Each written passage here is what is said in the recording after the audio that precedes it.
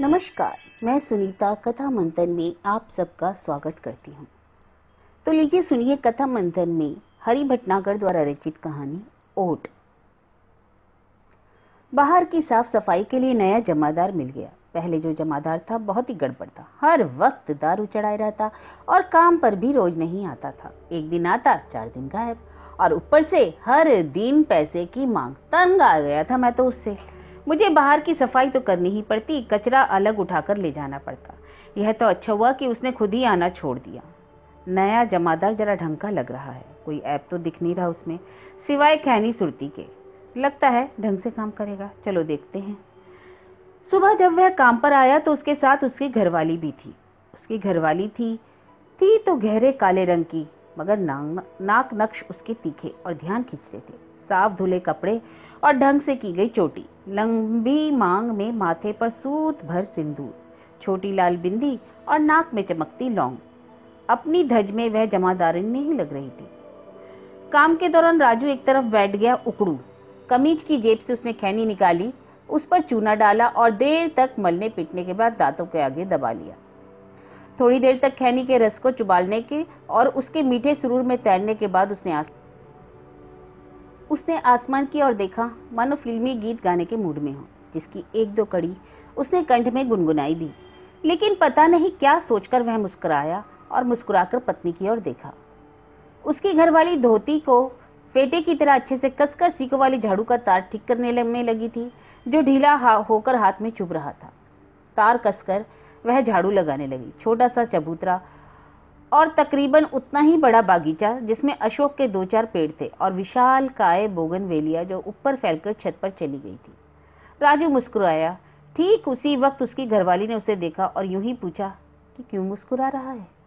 राजू ने मुस्कुराने का कारण नहीं बताया और कंठ में अंदर ही अंदर फिल्मी गीत की कड़ी गुनगुना उठा, जिसमें नायिका अपने प्रेमी को परदेश जाने से दुखी स्वर में रोक रही है। राजू की घरवाली से भी ना रहा गया, वह भी एक नए फिल्मी गाने की कड़ी गुनगुनाने लगी, जिसमें प्रेमी अपनी माशिका को नजर से कभी दूर न होने की अरदास करता है। तो लो जी, गाने गाने में सफाई हो गई। झाड़ू पटककर राजू की घरवाली एक तरफ बैठ गई और पसीना पोंछने लगी धोती के पल्लू से। राजू ने उठकर कनस्तर में कचरा भरा और मेरी ओर जैसे एहसास दिला रहा हो कि कितना कचरा, कितनी गंदगी थी, सब साफ हो गई। लोग समझते हैं सफाई का काम सहज है, लेकिन बड़ी मेहनत का काम है। पसीने आ जाते हैं और धज बिगड़ जाती है। देखो मेरी घरवाली साफ सुथरी आई थी और गर्द में छिप गई। मैं मुस्कुराया पर सख्त बना रहा। मैंने 20 का नोट निकाला। वह मुस्कुरा उठा और मेरी ओर दौड़ता हुआ सा बड़ा नोट लेकर उसने माथे से लगाया और मेरे पाँव की तरफ झुक गया। मेरी बढ़ती की कामना की उसने।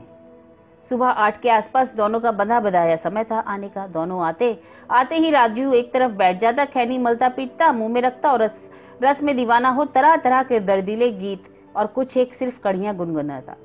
कई बार तो माहौल गमगीन हो जाता और उसकी घरवाली झाड़ू लगाते लगाते रुक जाती, उसका कंठ अवरुद्ध हो जाता और रोने रोने को हो आती। इसी तरह दिन बीत रहे थे कि राजू को एक बड़े कॉम्प्लेक्स में काम मिल गया। मैं डरा कि अब यह गया हाथ से। जाहिर था कहाँ 2-4 घर और कहाँ पूरा कॉम्प्लेक्स, लेकिन मेरा डर निर्मूल साबित हुआ जब उसने घरवाली को वहां जमा दिया और खुद यहाँ अकेला आने लगा।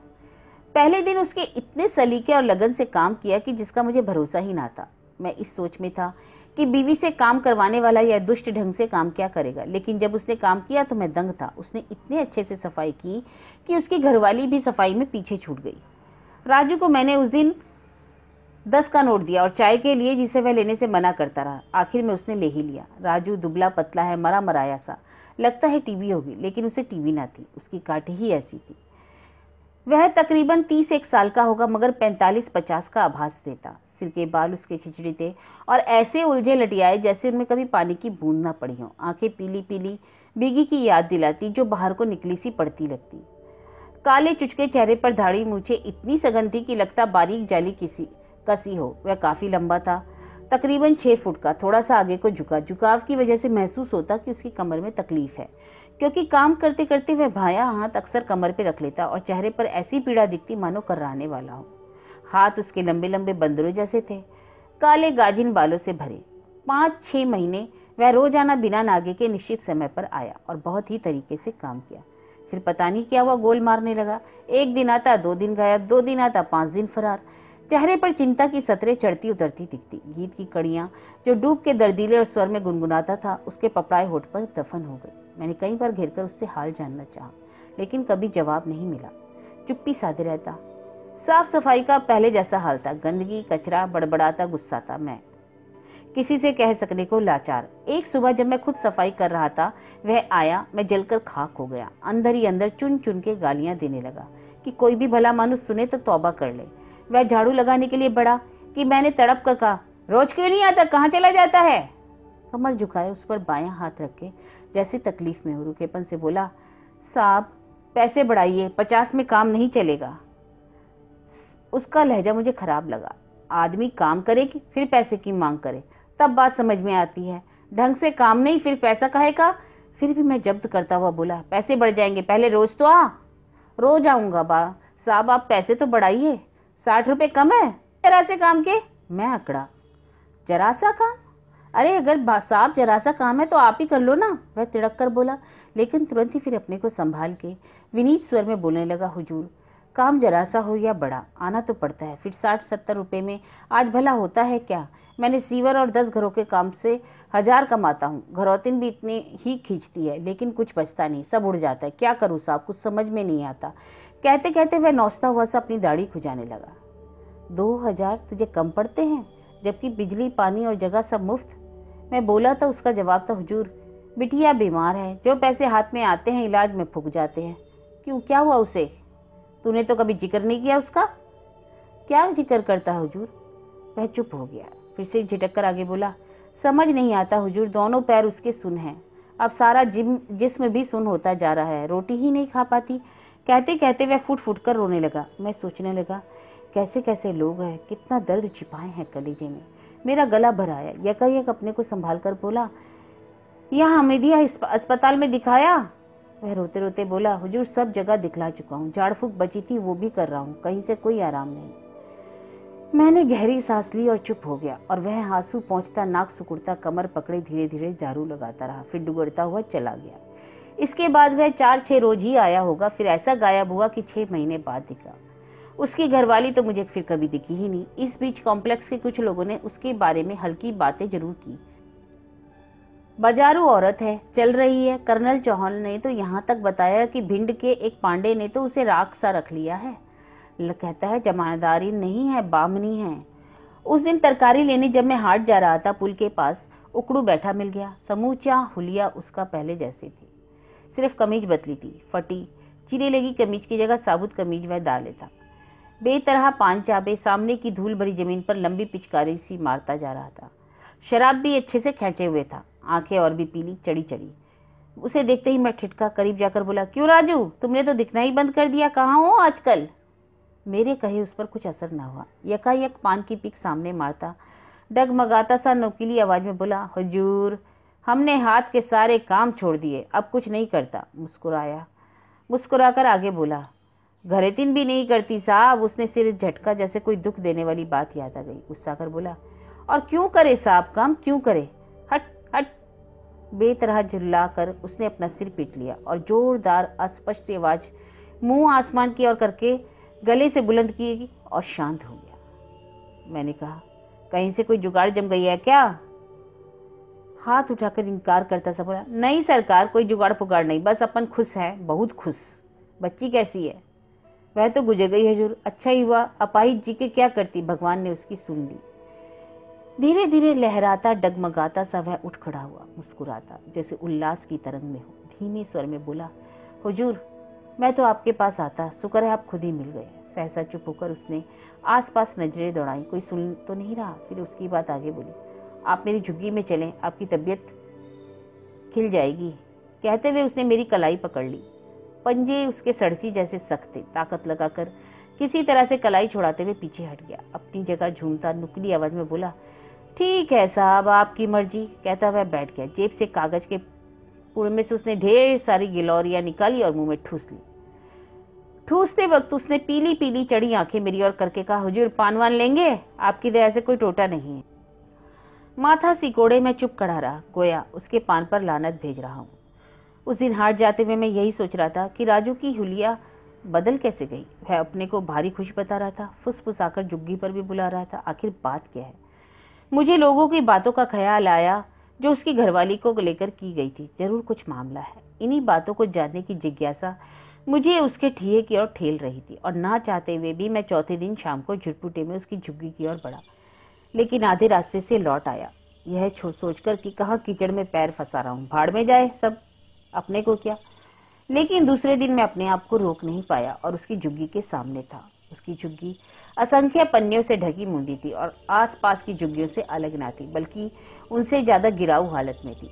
आगे छोटा सा कच्चा गोबर लिपा चबूतरा टटरा नीचे था, काफी झुककर अंदर जाना पड़ता था। सामने नाली थी, दुर्गंध छोड़ती, ठहरी हुई सी, मच्छर मक्खियों से भरी। एक छोटा सा लड़का लकड़ी घुमाते हुए मच्छर मक्खियों को मार रहा था, जो उसकी गेंद पर बैठी थी। नाली पर 3-4 लचकदार बांसों को बांध कर रखा गया था, वह छोटा सा पुल झुग्गी में पहुंचने के लिए। जब मैं झुग्गी के सामने ठिठका, राजू नशे में धुत बाहर टटरे के पास बैठा, मच्छरों को गालियां देता मिला, मुंह में पान ठसा था, आंखें चढ़ी हुई। मुझे देखते ही सहसा चहक सा उठा और पुल पर डगमग कर दौड़ता हुआ मेरे पास आया और मेरे पांव की ओर झुका। यकायक वह जोर से बोलने लगा, साहब, पूरी कॉलोनी का हाल बुरा है, सब दूर सीवर लाइनें टूटी हैं। वह साला मियाँ सबके पैसे खाकर काम नहीं करता, लेकिन हुजूर आप फिक्र ना करें, अपन सब ठीक कर देंगे, आईने जैसा। मैंने देखा राजू पास की झुग्गी से निकले मजूर को देखकर जोर जोर से सुनाने लगा, ताकि वह समझ ले कि सीवर का मामला है, इसलिए साहब ड्योढ़ी पर आए हैं। लेकिन जैसे ही मजूर अपनी झुग्गी में अंदर गया, राजू ने मेरी ओर देखा, आंख मारी और मुस्कुराया, जैसे कह रहा हो क्या बुद्धू बनाया ना उसे। मैंने जाने का बहाना किया और उसके चेहरे की पर रहस्यमयी मुस्कान फैल गई, आंखें चमक उठी, मानो कह रही हैं, ऐसे कैसे चले जाओगे जी। उसने अगल बगल चौकन्नी निगाह दौड़ाई, उस मजूर की झुग्गी की ओर देखा जो अंदर चला गया था, और 2-3 झुग्गियों की तरफ देखा जिनकी आंखें और कान उसकी झुग्गी की तरफ हर वक्त लगे रहते, जैसे वे किसी टोह में हो। जब कोई ना दिखा तो वह जोर से बोलने लगा, किसी को सुनाने के अंदाज में, सरिया लाना होगा और बेलचक काम के लिए एक छोरे को भी पकड़ना होगा, सीमेंट रेत तो होगी। ये कहा यह वह मेरे कान के पास फुसफुसाने लगा, ड्योढ़ी पर आप आए हैं तो कुछ। उसकी बात का मर्म समझता कि उसने मेरी कलाई पकड़ ली, वही सड़सी जैसी पकड़। डगमगाता सा वह मुझे झुग्गी के अंदर खींच रहा था। मैंने कोई विरोध नहीं किया, सिर नवाकर जब झुग्गी में घुसा तो गुप्त अंधेरे में कुछ सूझ ही नहीं रहा था। अरे कुप्पी तो जला, तीखी किंतु मध्यम आवाज में, तकरीबन दांत पीसते हुए वह किसी से बोला। अरे जलाई तो रही हूँ, आवाज उसकी औरत की थी। माचिस पर काड़ी की रगड़ हुई और पीली मटमैली सी रोशनी होती। जलती काड़ी पकड़े उसकी घरवाली कुप्पी जला रही थी। रोशनी में उसका चेहरा रोशन था, नाक में चमकती लौंग, छोटी सी बिंदी, सिंदूर और आंखें सब कुछ झिलमिल। सहसा राजू मध्यम आवाज में अस्पष्ट कुछ बोलता मुझे अकेला छोड़कर डगमगाता सा टटरे के बाहर चला गया, जैसे कुछ कह रहा हो, आप बैठे मैं बाहर हूँ। कुप्पी जल चुकी थी और उसकी रोशनी में सब कुछ साफ था। एक गंदी सी मोटी नम दरी झुग्गी के बीचों बीच बिछी थी, जिस पर अकबकाया सा बैठा मैं झुग्गी का जायजा ले रहा था। झुग्गी के एक कोने में रसोई के बर्तन जमा थे और उसी के बगल में मोरी थी, जहां से पेशाब की तीखी बास आ रही थी। दूसरी तरफ लोहे का एक पुराना जंग खाया बक्सा था, जिस पर जर्जर सड़ी रजाइयां थी और ढेर सा गूदड़। बक्से के पास टीन के कनस्तर पर कुप्पी थी, जो अंधेरे में तिलक की तरह खींची थी, एकदम सीधी। कुप्पी का हल्का धुआं छत की ओर रुख किया था। पास ही प्लास्टिक की पानी भरी बाल्टी थी, जिसमें मग तैर रहा था। दरी के एक छोर पर राजू की घरवाली बैठी थी, हथेली के सहारे टिकी हुई। उसकी धज में जरा भी फर्क नहीं था, बल्कि और निखर आई थी। मुस्कुराते हुए उसने मुझे पीने के लिए पानी दिया। मैंने पानी भरा गिलास तो ले लिया, लेकिन मुंह से नहीं लगाया, हाथ में लिए रहा। गंदा पानी पीने से मैं बच रहा था। मैं तो महज राजू और लोगों की उड़ाई बातों का रहस्य जानने के लिए निकला था। दूसरी और कोई बात दिमाग में न थी, मगर यहाँ दूसरे ही जाल में गिरफ्तार हो गया। मैं भाग निकलना चाहता था, लेकिन पता नहीं क्या था जो मुझे दबोचे बैठा था, और लाचार सा मैं सब कुछ करने को उतावला था जिसे मैं कभी कबूल ना करता। सहसा तेल ना होने के कारण या बत्ती नीचे खिसकने के कारण कुप्पी डूबने डूबने को हुई। फिर पता नहीं क्या हुआ, मैं अपना आपा खो बैठा। उस बहाव से मैंने उसकी कलाई पकड़ ली और हम कुत्तम कुत थे। अपने को संभालता मैं झुग्गी के बाहर आया, राजू की ओर 100 का नोट फेंका और घर की ओर सरपट भागा। एक अव्यक्त सा अपराध भूत जिसके तले में दबा जा रहा था और तेजी से भागते हुए घर पहुंच जाना चाहता था, मानो घर पहुंचकर उससे छुटकारा पा जाऊंगा। उस दिन पूरी रात और दूसरे दिन पूरे शाम तक मैं गहरे अफसोस और अपराध बोध में रहा। लेकिन जब रात गाढ़ी हुई, पता नहीं क्या हुआ, मैं पूरी तरह से उससे मुक्त था और राजू की झुग्गी के पास खड़ा था। और सच कहूं तो उस रोज रात के बाद मैं रोजाना रात के अंधेरे में उसकी झुग्गी पर पहुंचने लगा। राजू की घरवाली में पता नहीं ऐसा क्या था जो मुझे खींचता था और मैं बेबस सा उसकी तरफ खींचता चला जाता था, गफलत की हालत में। इसी तरह दिन बीतते जाते थे। मैं आता और राजू के इशारे के बिना निर्भय टटरा सरकाता और झुग्गी में घुस जाता। राजू को वह खौफ भी जाता रहा जो पहले शुरू के दिनों में आसपास की चौकन्नी निगाहों के लिए हुआ करता था। उस रात जब दूधिया चांदनी बरस रही थी और हवा में गुलाबी ठंड अपना जादू बिखेरे थी, मैं अपने घर से निकला और धीरे धीरे टहलता हुआ राजू की झुग्गी के आगे जा खड़ा हुआ। राजू की घरवाली उस वक्त पड़ोसन के टटरे के पास खड़ी उससे बतिया रही थी और राजू अपने टटरे के आगे नशे में झूमता बुरी तरह चाबे पान के बीच फिल्मी की गीत की कोई कड़ी गा रहा था। मैंने खांसा इसलिए कि राजू की घरवाली को पता चल जाए कि मैं आ गया और वह देर ना करे। राजू की घरवाली पर कोई हरकत ना होती देख मैंने 2-3 बार खांसा, फिर भी वह काट बनी रही और उस कजड़ीन से बतियाने लगी। अब मैं बाहर रुक ना सका, भयंकर गुस्से से भर गया। एकाएक मैंने जोर से टटरा सरकाया और झुग्गी के अंदर चला गया। दिमाग में गालियां मार रही थी कि साली ने मेरी ओर देखा तक नहीं, ना उसका एहसास दिलाया। एहसास भर दिला देती तो तसल्ली तो हो जाती, फिर देर से आती, लेकिन उसने ऐसा कुछ न किया। हद हो गई। इंतजार करता मैं उसे मनी मन कुचल रहा था।